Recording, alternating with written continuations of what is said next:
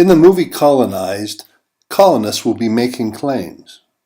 That's what you do when you colonize a new promised land. You stake your claim, mark your claim. Music is one way that I mark my and my owner's claims in my universe. Interestingly, music and musical features can convey, be a sign, a proclamation of heavenly ownership, divine provenance of my universe and every room therein. Provenance, from the French provenir, to come from, is the chronology of the ownership, custody, or location of a historical object. Essentially, provenance means where it's from. This is significant because as I remodel my universe, I will be asking this question. What are the signs, the evidences of provenance that my universe is being colonized by the heavenly empire of the King of Kings? Part of the answer to this question is expect more music. Indeed, I expect my universe to become a musical universe. Why should I expect music to be a sign of heavenly provenance? Beethoven said, "Music is the mediator between the life of the senses and the life of the spirit." Albert Einstein said, "If I were not a physicist, I would probably be a musician. I often think in music. I live my daydreams in music. I see my life in terms of music." Plato said, "Harmony seeks deep into the recesses of the soul and takes its strongest hold there, bringing grace also to the body and mind as well. Music is a moral law. It gives a soul to the universe, wings to the mind, flight to the imagination, a charm to sadness, and life to everything. It is the essence of order." Greg Muller said, "If I were to undertake a complete remodel of my universe, I would want music as my guide." Read more music quotes here. My kingdom claims, my proclamations of the heavenly provenance of my universe will be expressed in part by musical features that I build into it. For example, the Overtone series will be expressed throughout my universe.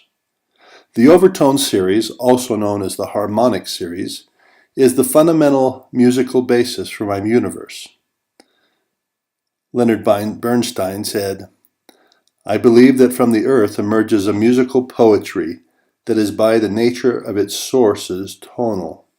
I believe that these sources cause to exist a phonology of music which evolves from the universal and is known as the Harmonic series, or the Overtone series. An overtone is any frequency greater than the fundamental frequency of sound. To me, the Overtone series is a reminder, a sign, and a claim that there exists in any moment, in any feature of life and universe, an unseen world, a higher, more harmonic, more heavenly, overtone-like world, a spirit world, which is always present and relevant, which can actually be detected and represented tangibly, but is often neglected and skipped, if not outright rejected and ridiculed by the contemporary empires who colonize my universe and yours. These empires tend to focus only on those things that are easily seen, easily detected, and appreciated. They have a monotone bias that favors things akin to the fundamental frequency, the obvious tone that resides below the overtones. They tend to skip the miracle. It goes over their head. These empires favor a monotone colonialism that is characterized by less mystery, less mercy, and less might. The Overtone series implies the fundamental underlying premise and method of my universe remodel project. The overtones can be seen as a metaphor for God's kingdom, a metaphor that symbolizes the assertion that God is over all, King of Kings.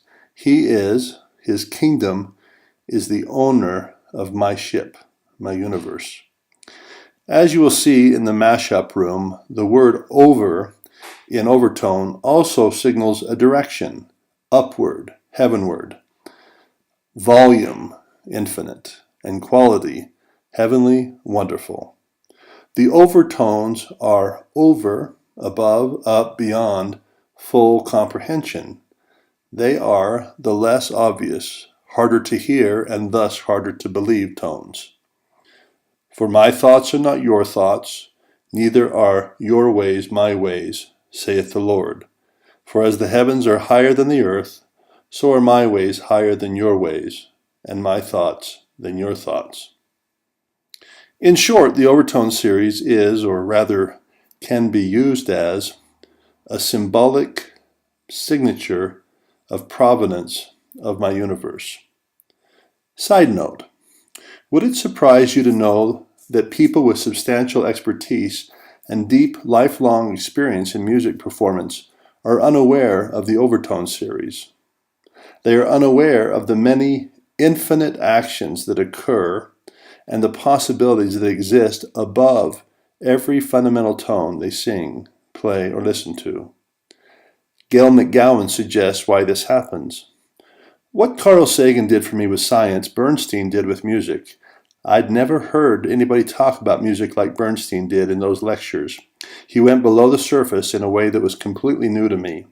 It was the start of my interest in music theory, which turned into a major, my first career, and a lifelong fascination. The topic Bernstein covers first is the most stunning of all, that a single pitch contains an infinite number of pitches. This isn't an abstraction. These other pitches are tangible, and that matters. It's one of the hidden keys to the ability of music to communicate emotions. But for reasons I've never understood, most music theory textbooks never talk about it at all. Actually, I do know why they leave it out. It isn't necessary. It's merely wonderful. Don't skip the miracle. End quote. And I won't. It's in the next room in my Universe tour. The subtle, soft nature of the Overtone series reflects one of the most important aspects of Heavenly Kingdom colonization of my universe. My aim is to continually invite into my universe a gift of God, that being the actual visitation and abiding in my universe of the very King of Kings himself. I want Jesus to come and inhabit my earthly vessels. I want him to appropriate my very mind, heart, and body, let alone my food, clothing, shelter, persona, and all the other favorite items I gather into my universe. And just as I believe that a single pitch contains an infinite number of pitches, I believe that the things in my universe can quietly contain the infinite being himself, as poetically versed in the song, O Little Town of Bethlehem. How silently the wondrous gift is given. So God imparts to human hearts the blessings of his heaven. No ear may hear his coming, but in this world of sin, where meek souls will receive him still, the dear Christ enters in.